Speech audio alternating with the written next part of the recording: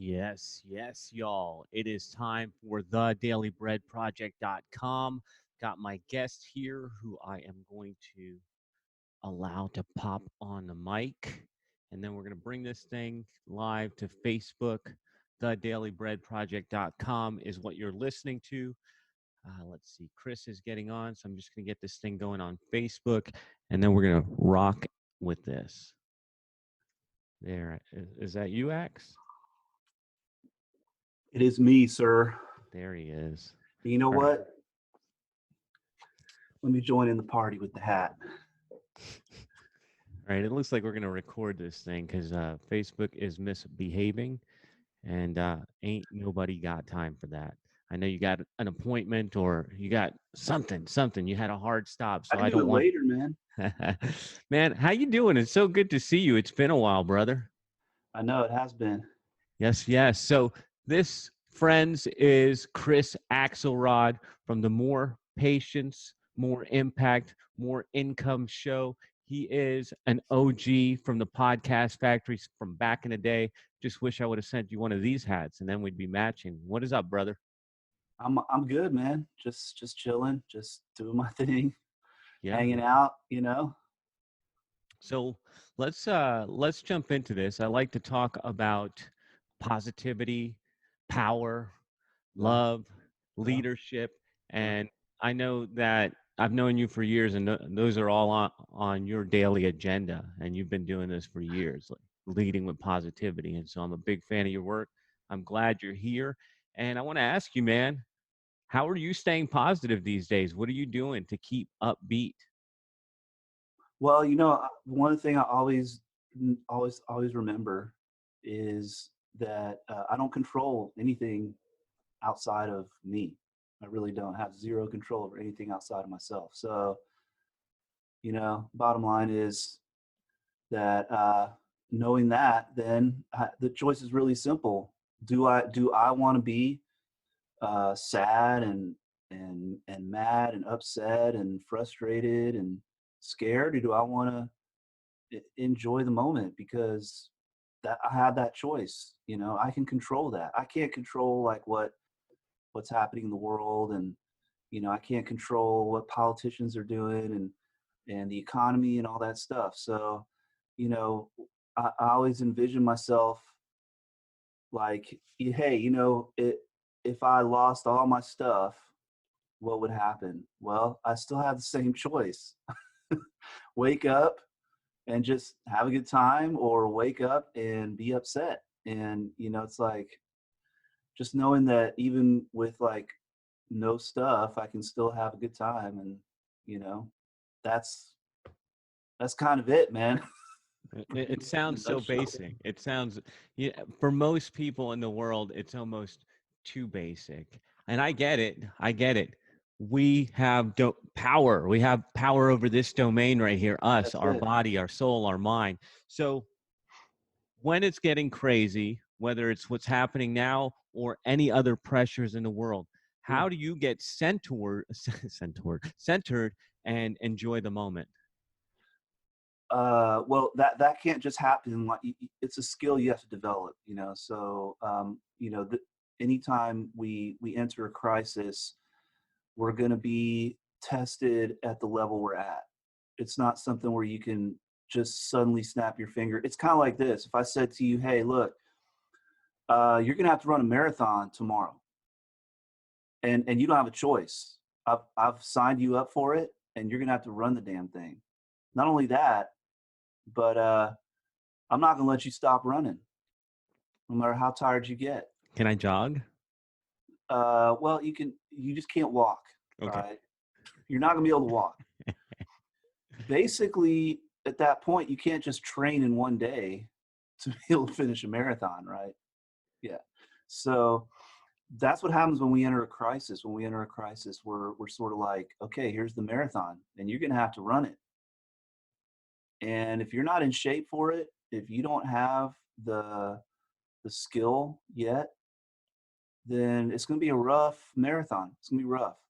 You'll get through it. You'll get through it, hopefully.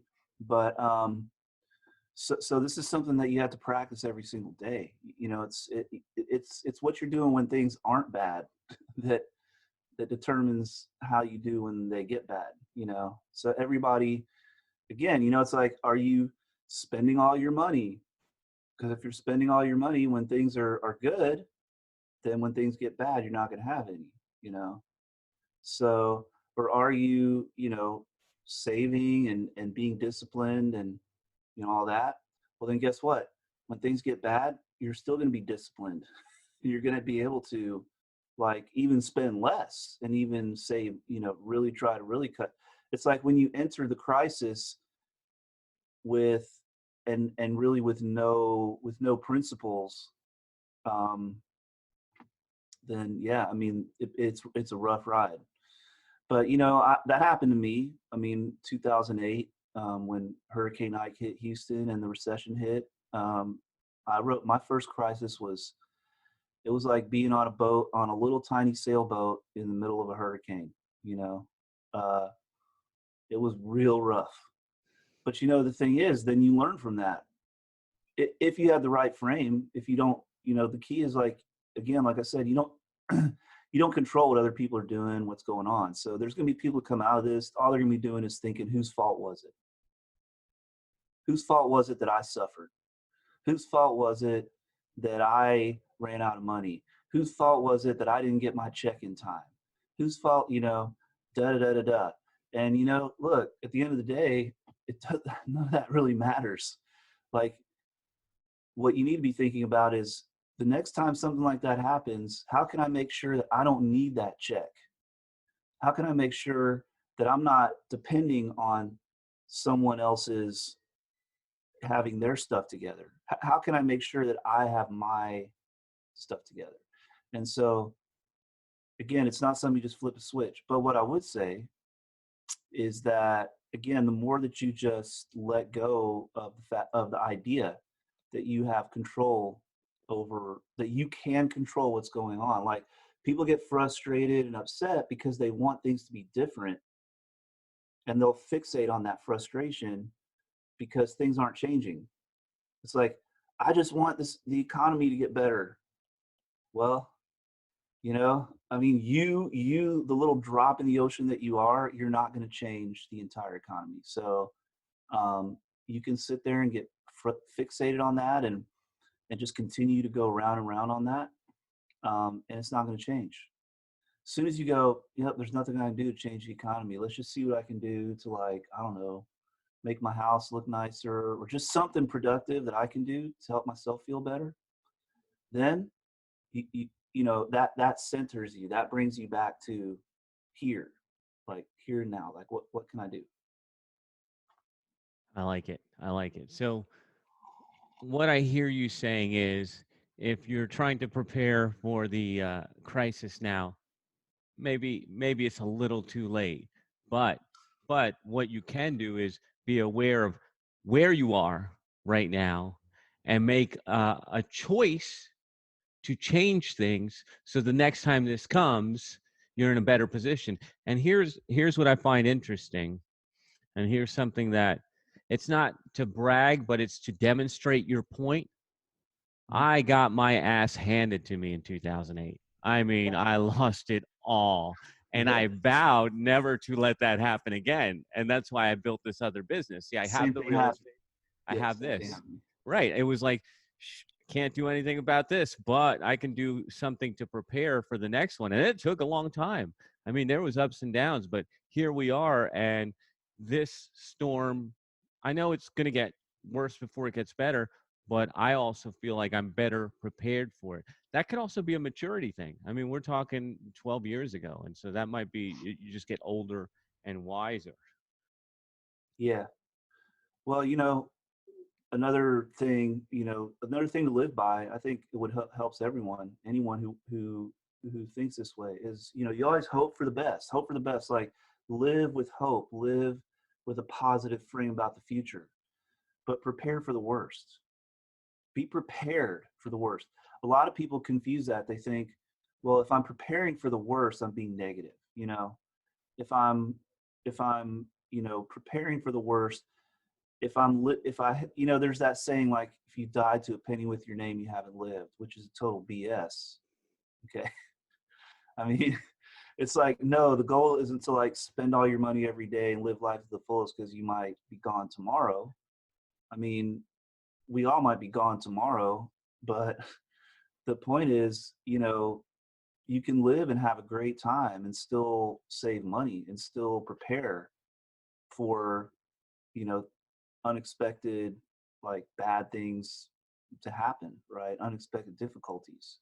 So, um, that's kind of the balance, being hopeful and really living with that positivity and not and cultivating that positivity. But on the other side, being realistic and like, look, I mean, I gotta be prepared when if because the one thing I will tell you, the one guarantee is that things will not stay the same. So, the thing is, with this awesome economy that we had up until very recently, um, I think there was kind of this false sense of security a lot of people were building up, like, oh, we've got it figured out now, dude. Like, we've solved the Rubik's Cube, and we are gonna just be like prosperous for all eternity. So don't worry about it anymore. Hey, man, guess what? That's just not how things work.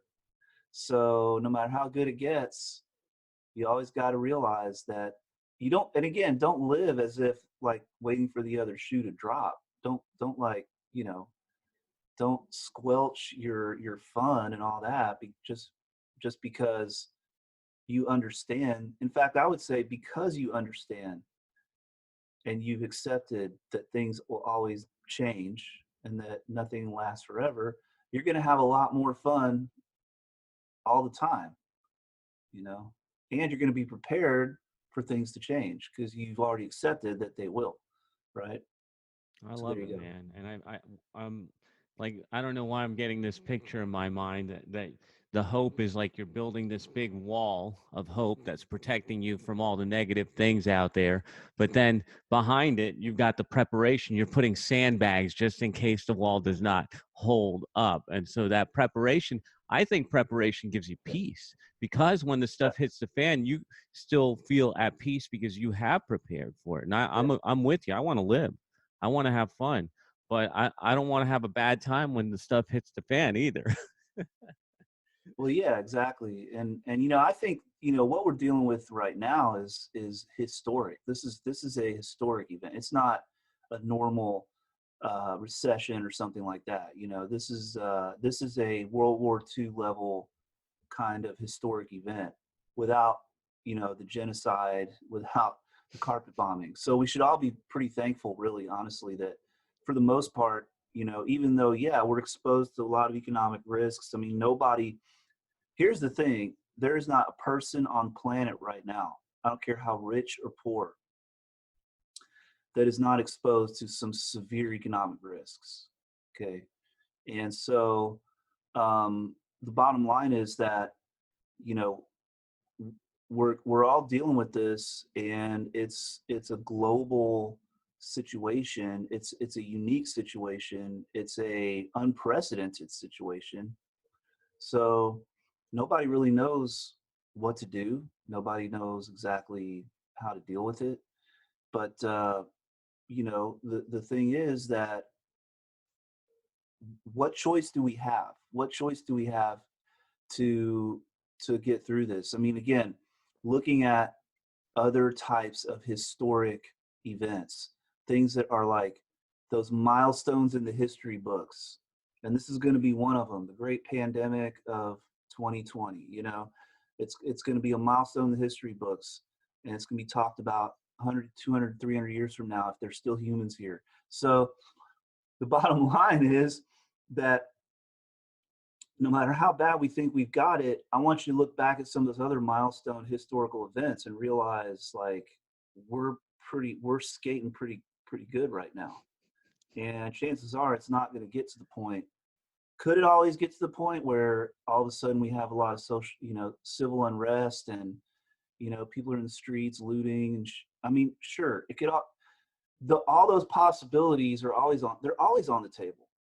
That stuff's always on the table. But the bottom line is that the chances of that happening are slim to none.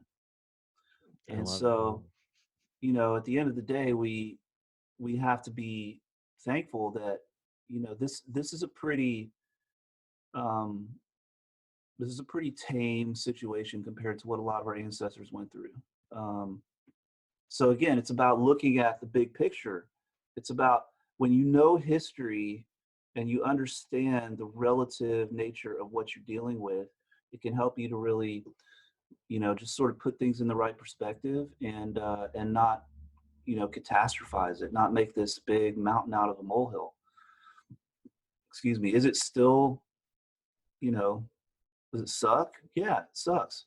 But you're sitting in your air conditioned house. I'm sitting in my air conditioned house. I got food in my pantry. You got food in your pantry. I mean, in World War II in Europe, people were like living in their cellar with like a couple loaves of bread and a candle. You know what I'm saying? And their house was like, you know, troops were coming through and there were bombs going off everywhere. And I mean, just got to keep it relative, again, keep your perspective on this. It's not that bad, and it's That's a likely not going beautiful to get that picture. much worse. Yeah, like the house is trembling with explosions going off, and it's like it's a statement to how soft we've gotten. Because you're right, people are like, "Oh, I'm stuck in my house." With your Netflix, with your Amazon, with Yeah, with food being delivered, right? right. With your DoorDash and your flat screen TV, binge watching Friends or something, right? Yeah, When like 100 years ago, or whatever, like 80 years ago, uh, World War II. And you know what? It had a huge effect on the United States, even though the United States wasn't, ever invaded. Like, you think that I mean, think about this. If you're a female, of course, now with females serving in combat, it would be different, right? But back then, like, if you're a male between a certain age and there's a very high chance you're getting drafted and you're getting sent. You don't even have a choice. A lot of people enlisted, but think about, like, all your favorite male family members, and imagine they're gone. They're gone for a year, 2 years. You don't have social media. You don't know what the hell's going on with them. You get a letter every once a month saying, and that letter is like, probably 2, 3 weeks old. So you don't even know if they're dead now, you know? And, the everything in the US economy started to, they had to go on rations. Things were being rationed. And everything in the US economy got shifted over to well, not everything, but most things, to the war effort. And it was, 6 years of really tough things, on top of the fact that, hundreds of thousands of Americans were getting killed or wounded all over the earth. Yeah, here we are today, and we're whining because we can't get toilet paper. I haven't had a problem with that yet, but I hear some people are having trouble with it.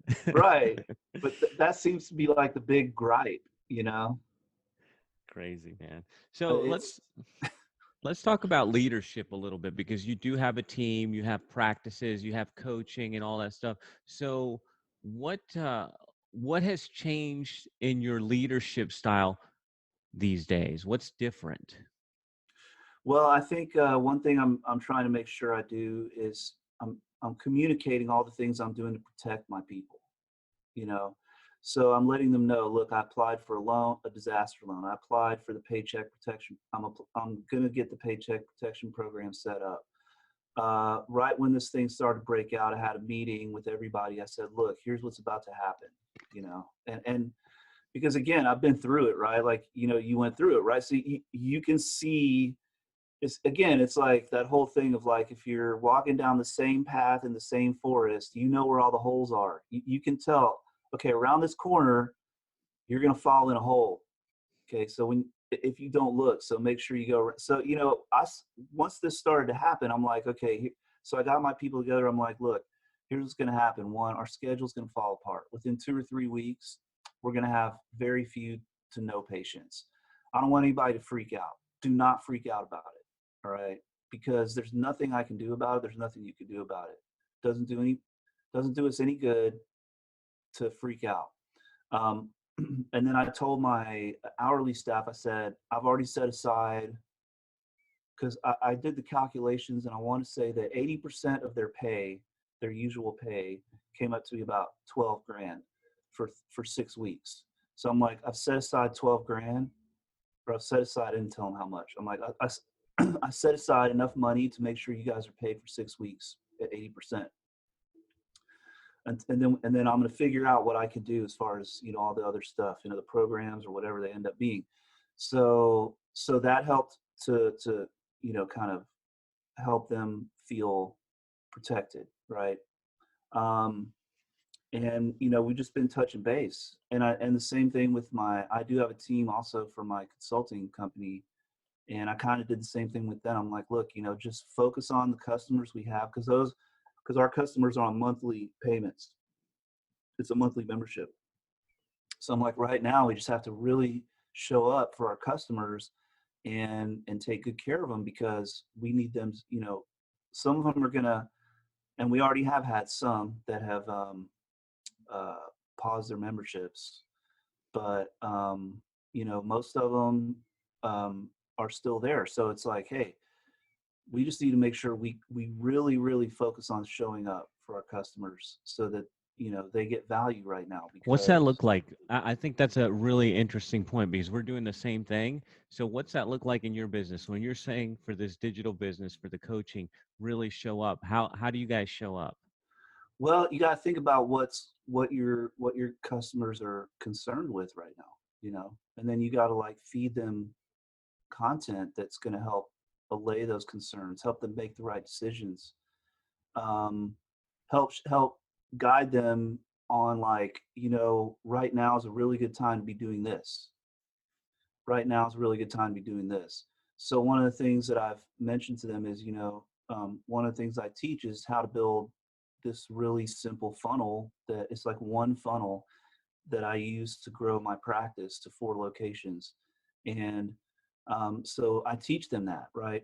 And a lot of them haven't really done it, or they because life's busy, right? They have kids, they have their own practice. Even though their practice isn't as full as they want, they still have to work on it. Then they have to go, and then they go home, they have to do their family thing and all that. Well, right now you got time, so don't waste this time. Like, focus on building your funnel. Don't get so wrapped up, and don't go down the rabbit hole of all the misery and all that. Stay focused on what are some things I can be doing. And then also, like, when it first started happening, one of the things that a lot of us in the medical field, we started to look towards telemedicine. Like, how can we still keep some patients on the schedule by doing these visits, like through Zoom or whatever? And so what I did is I did a real fast pivot on my website. I had to set up a few things to make it really obvious. Hey, we're still taking new patients. We're just doing it through this, and here's da da da. And I basically just showed them everything I was doing from start to finish. Like, I literally turned on Zoom, um, and did a screen share, and just did it like they were watching me over the shoulder. And I'm like, here's what I'm doing on my website to make sure that we are ready for this, and that people will still request initial consultations. Here's the email I'm sending to my patients. I mean, literally, I was just telling them exactly what to do, so so that they could have some certainty, and that they could um, have some steps to follow, and not feel so like, because, as like what's going on right now is you have all these people saying, oh, apply for the paycheck. No, don't apply. Oh, wait, unemployment. Wait, but then there's this. And then, so you get all this noise, right? And it just gets amplified. So again, just trying to like be that voice of like, give them, like, you trust me, that I've got your best interest at heart. I'm going to tell you this is the best thing for you to do right now. Yeah, man. Right. Lead them. Give them the Yep. light. Right. I Exactly. love it. I love it, man. Cool. So we are coming up to the half hour mark. We've covered a lot of ground. My favorite part is just really the perspective. Like this ain't that bad. Wake up. I love that. Anything else that you wanted to say as we're coming towards the end of this, Chris? Well, I mean, I like the one a little quote that I read and I posted on my wall on Facebook. Tough times don't last, but tough people do. That's it. You know, Oh, that's it. You and can't and kill us. and again, this isn't really that tough. We've been in this for 3 weeks. Yeah. This is the third week. 3 weeks, man. And if people are already having meltdowns after 3 weeks, man, I mean, come on, get serious. Seriously. Like to me, that's just a total disrespect to the ancestors, to our ancestors who put up with way more. You know, I don't know if you know a lot about your family history, but I'm gonna tell you something. My great grandfather, okay, was in Russia at the time of the Bolshevik Revolution. They were kidnapping all the Jewish boys and taking them and putting them on and running them out on the front lines as the first wave. Anybody who was like, if you were like 11, okay, right? So my his parents, who he never saw again for his entire life, okay, his parents dressed him up as a girl and put him on a boat. He came over here 12 years old by himself. Yeah, That's all crazy. right. That is So crazy. people who are crying about the fact that they haven't had sales for 3 weeks, y'all need to like seriously like check yourself, take a step back, and like stop making, just stop making a fool out of yourself. Wow. Okay. That dude, I gotta clip that. That's going in the highlight reel right there, brother. All right. So Chris Axelrod, you can find him on Facebook, Chris.Axelrod, Axelrad. Yeah. More patience, more impact, and more income. I hope I said that in the right That's order. it. All right, I said it in the right Podcast. order. Yes, sir.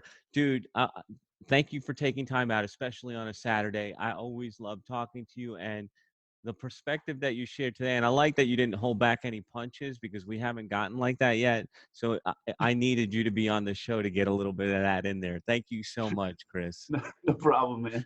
All All right. right. You're listening to the dailybreadproject.com. You can find us anywhere you listen to podcasts, and we go live daily on my Facebook page, the dailybreadproject.com. Thank you guys for tuning in, and thanks again, Chris.